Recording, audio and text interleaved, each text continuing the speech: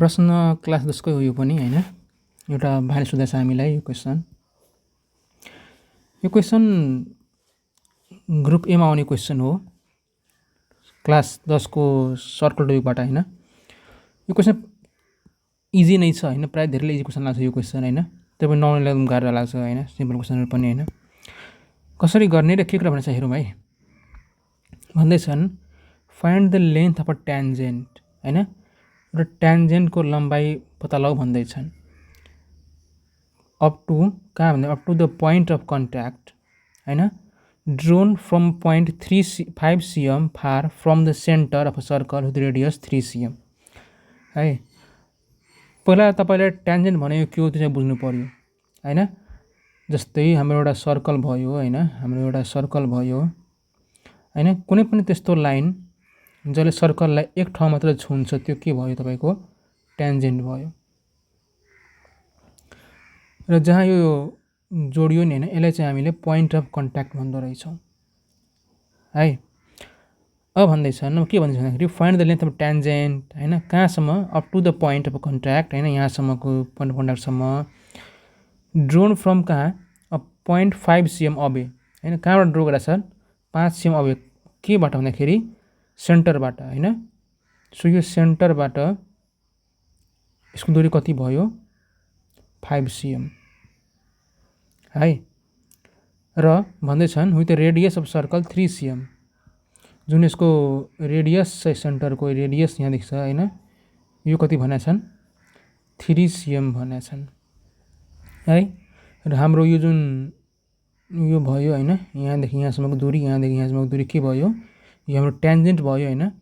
र यसकै लम्बाई कति छ हामीले त्यो निकाल्न भन्दैछ। ल यसलाई मैले केही माने हैन, र ठिकै छ मैले p नै मान्दिए, p बराबर वाट, यो दूरीलाई मैले p मान्दिए है।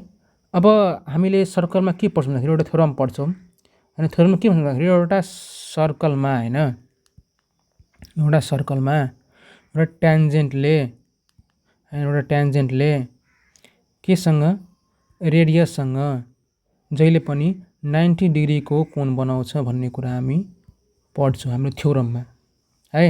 सो त्यही थ्योरम अनुसार यो एंगल कति हुने भयो, यहाँको 90 डिग्री हुने भयो यो एंगल है। अब सिम्पल छ कुरा। अब तपाई हामीले हैन उहिलेदेखि पढ्दै आएको हैन के पाइथागोरस थ्योरम है, के पाइथागोरस थ्योरम युज गर्नुस् हैन। कुन theorem, hypotenuse h square equals to के हुन्छन् p square plus b square हैन। जसमा h भनेको के हो, हाइपोटेनस हो जुन के हुन्छन् 90 डिग्री को यानी कि अथवा सबभन्दा ठूलो साइड हुँदो रहेछ जुन के छ हाम्रो 5 cm छ हैन। सो यो 5 को स्क्वायर भयो हैन। p र b लाई जसलाई पनि p माने हुन्छ हैन, मैले यसलाई p मानेको छु हैन। सो र p मान निकाल्नु पनि छ हैन, p स्क्वायर र यसलाई हामीले बेस मानेको छौं 3 cm हैन। जसलाई पनि p र b मान्दा हुन्छ फरक पर्दैन।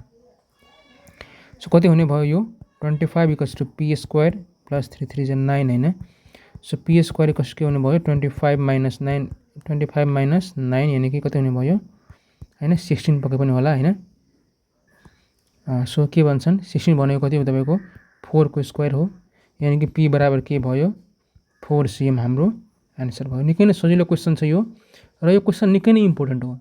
यो क्वेशन तपाईलाई एसएलसी मा आउँछ के एकदम आउने धेरै चान्स हुन्छ यो क्वेशनलाई हैन। सो तपाईले यो क्वेशनलाई इग्नोर नगर्नु होला, हेर्नु होला मजाले है। र केही बुझेन भने हैन अथवा हामीसँग जोड्न मन लागे हाम्रो WhatsApp ग्रुपको लिंक डिस्क्रिप्सनमा पाउन सक्नुहुन्छ हैन। धन्यवाद।